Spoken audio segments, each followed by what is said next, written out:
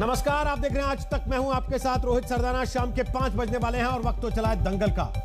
बंगाल में 2 चरण का चुनाव हो चुका है और अब बीजेपी और टीएमसी के बीच माइंड गेम चल रहा है। इसकी शुरुआत हुई प्रधानमंत्री नरेंद्र मोदी के उस बयान से जिसमें उन्होंने कहा कि नंदीग्राम से ममता बनर्जी हार रही हैं, इसलिए उनके कहीं और से भी चुनाव लड़ने की अफवाह है। जवाब में टीएमसी सांसद महुआ मोइत्रा ने कह दिया कि ममता बनारस से पीएम मोदी के ही मुकाबले उतरेंगी।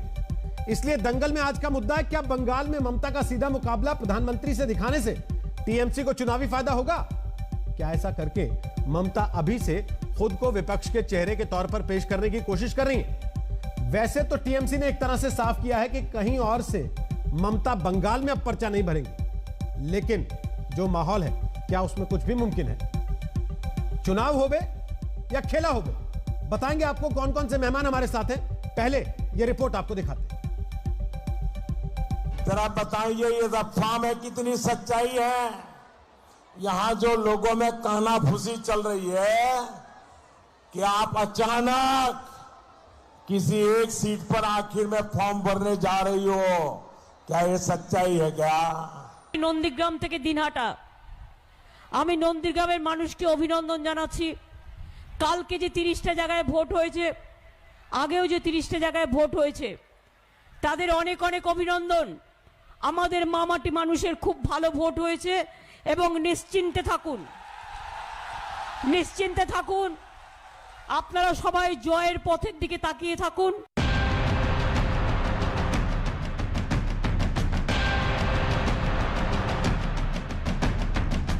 प्रधानमंत्री नरेंद्र मोदी और बंगाल की सीएम ममता बनर्जी के बीच चल रहे माइंड गेम का असर क्या बंगाल चुनाव पर पड़ेगा?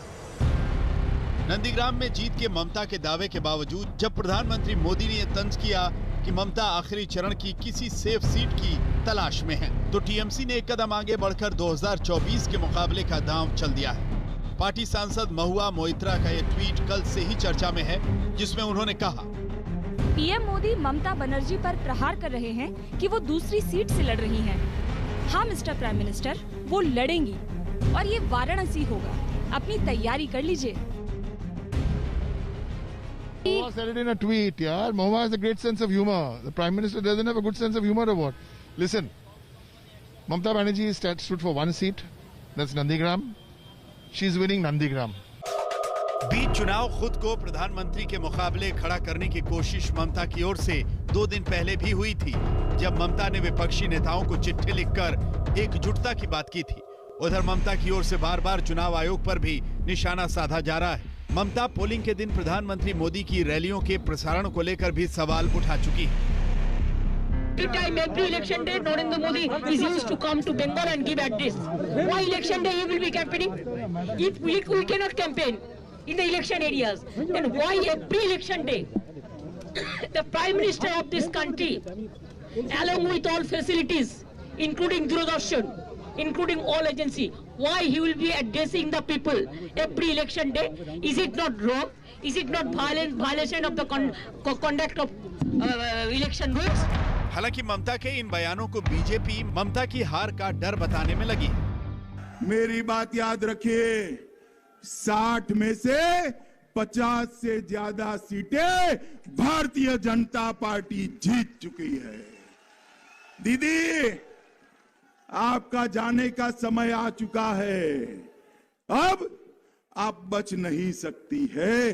दीदी खुद नंदीग्राम से चुनाव हार रही है। मित्रों, दीदी खुद नंदीग्राम से चुनाव।